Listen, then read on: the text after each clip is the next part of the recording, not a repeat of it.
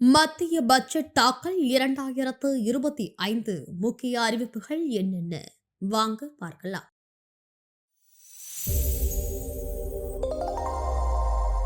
நமது தமிழ் நியூஸ் சேனலில் உங்களது பொருட்களை வெறும் 500 ரூபாயில் விளம்பரம் செய்ய வேண்டுமா? தொடர்புக்கு 7806942275 தொடர்பு கொள்ளுங்கள். பெரும் எதிர்பார்ப்புகளுக்கு இடையே மக்களவையில் இன்று காலை 11 மணிக்கு நிதியமைச்சர் நிர்மலா சீதாராமன் 2025-2026 நிதியாண்டுக்கான மத்திய பட்ஜெட்டை தாக்கல் செஞ்சிருக்காங்க.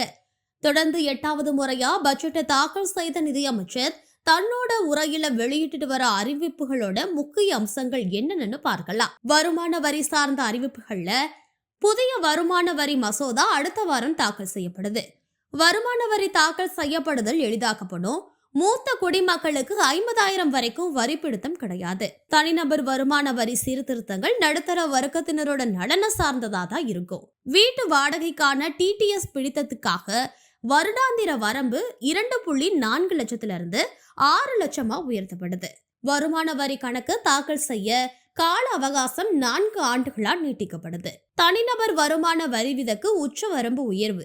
அதாவது புதிய வருமான வரி முறையின்படி 12 லட்சம் வரையிலான ஆண்டு வருமானத்திற்கு வரி செலுத்த தேவையில்லை. பழைய வரி விதிப்பு வருமான வரி முறையிலும் சில மாற்றங்கள் செய்யப்பட்டிருக்கு. அதன் விவரப்படி 4 லட்சத்துல இருந்து வரி இல்லை. 4 லட்சத்துல இருந்து 8 லட்சம் வரைக்கும் 5% வரி. 8 லட்சத்துல இருந்து 12 லட்சம் வரைக்கும் 10% வரி. 12 லட்சத்துல இருந்து 16 லட்சம் வரைக்கும் 15% வரி. 16 லட்சத்துல இருந்து 20 லட்சம் வரைக்கும் 20% வரி. 20 லட்சத்துல இருந்து 24 லட்சம் வரைக்கும் 25% வரி. 25 லட்சத்திற்கும் மேல வருமானம் ஈட்டுவோருக்கு 30% வரி. புற்றுநோய் இன்னும் பிற அரிதான நோய்களுக்கான 36 வகையிலான உயிர்காக்கும் மருந்துகளுக்கு சுங்க வரி விலக்கு அளிக்கப்படுது. அதே வேளையில உயிர்காக்கும் 6 மருந்துகளுக்கு 6% வரியும் விதிக்கப்படுது. லித்தியம் பேட்டரிகளுக்கு சுங்க வரியிலிருந்து முழுமையான விலக்கு, பின்னலாடைகளுக்கு இறக்குமதி வருகையில சலுகை, தொல்பொருள் மற்றும் தோல் பொருள் உற்பத்தியை ஊக்குவிக்கிற தோல் இறக்குமதிக்கு வரி சலுகை, ஸ்டார்ட் அப் நிறுவனங்களுக்கு வரி சலுகை நீட்டிக்கப்படுது.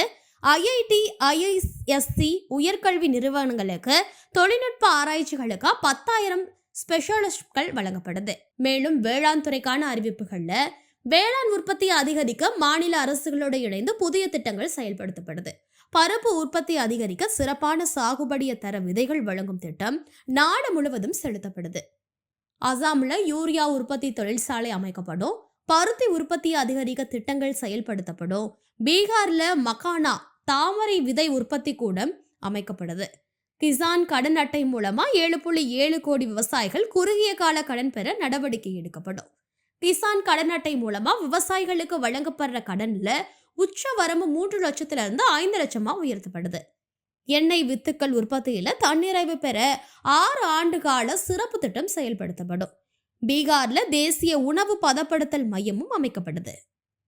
தொழில் முனைவோருக்கான சிறப்பு அறிவிப்புல பட்டியல், பழங்குடி, பிற்படுத்தப்பட்ட வகுப்புகளை சேர்ந்த பெண்களுக்கு புதிதா தொழில் முனைவோருக்கு 2 கோடி வரைக்கும் கடனுதவி வழங்கப்படுது.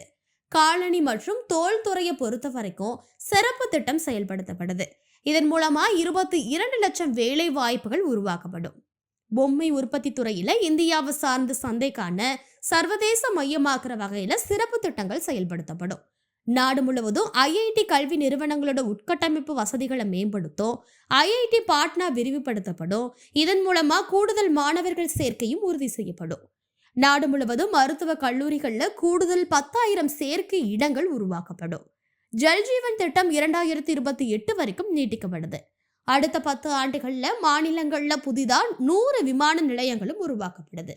செயற்கை நுண்ணறிவை கல்வியில ஊக்குவிக்கும் வகையில 500 கோடி முதலீட்டுல ஒரு மையம் உருவாக்கப்படும். அடுத்த 5 ஆண்டுகள்ல 50,000 அடல் ஆய்வகங்கள் அரசு பள்ளிகள்ல உருவாக்கப்படும். 5 தேசிய திறன் மேம்பாட்டு மையங்கள் அமைக்கப்படும். காப்பீட்டு துறைகளுக்கான அந்நிய நேரடி முதலீட்டுக்கான வரம்பு 100% உயர்த்தப்படுது.